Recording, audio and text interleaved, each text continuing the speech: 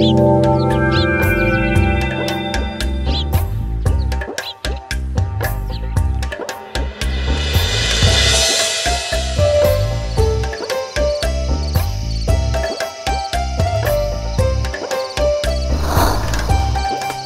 বলছেন মহারাজ? মন্ত্রীমশাই সত্যি সত্যি কাজ শুরু করেননি? তবে আর বলছি কি, উফ, উত্তরের গ্রামবাসীদের সে কি উচ্চতি! আমার তো ভয়ে হাত পা ঠান্ডা হয়ে গেছিল। গোপাল, মন্ত্রী এবারেও আমায় ফাঁকি দিল। নিশ্চয়ই কাজের নাম করে মোহরগুলো নিজের ট্যাঁকে ভরছে। এত এত অপকর্মের পরেও যে মহারাজ আপনি কিভাবে ওই পাজিটাকে মন্ত্রী পদে বহাল রাখেন বুঝি না। গোপাল, কিছু একটা করো। দেখুন শুধু আমি কি করি। কি করবে? কালকে সভা বসার আগে লুকিয়ে লুকিয়ে জেনে নেব মন্ত্রী অতগুলো মোহর নিয়ে কি করেছে, তারপর দেখুন। তাহলে তুমি এখন এসো গোপাল। হ্যাঁ হ্যাঁ হ্যাঁ, শুধু শুধু রাত করে লাভ নেই।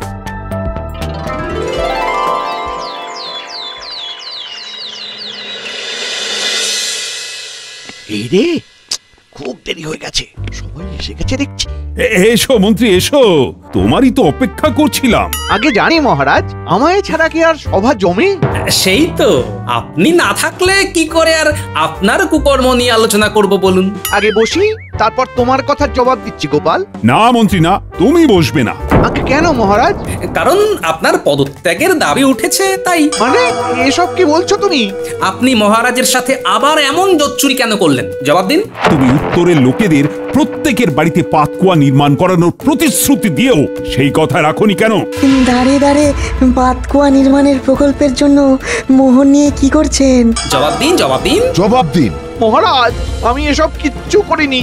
উত্তরে কাজ শুরু হয়ে গেছে। মিথ্যে কথা! কালকে উত্তরের গ্রামবাসীরা এসে হুজ্জুতি করে গেছে। একটা বাড়িতেও সেখানে পাতকুয়া বসেনি। এদিকে 2 মাস হয়ে গেল। দেখো, আমার মোহর আমাকে ফেরত দিয়ে দাও। আগে আগে ওই মোহরগুলো আমার কাছে আর নেই। মানে কোথায় খরচ হলো সেগুলো? আমি বলছি মহারাজ, মন্ত্রীমশাই আপনার থেকে সেই মোহরগুলো নিয়ে একটা দিঘি কিনেছেন, বিকেলে হয়তো নৌকা বিহার করবেন বলে। সর্বনাশ!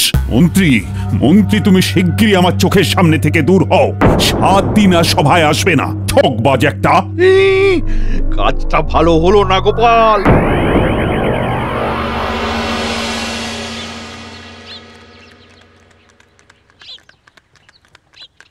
রানীমা, 2টো মোহর দেবেন? একটু পেট ভরে খাবো। এই গাড়ি থামাও, গাড়ি থামাও। ইস, আহারে, কি দুর্দশা তোমার। কোথায় থাকো তুমি? এই নাও 4খানা মোহর। পেট ভরে খেও কিন্তু। আমি একা নই, আমার মতো আরো অনেকে আছে।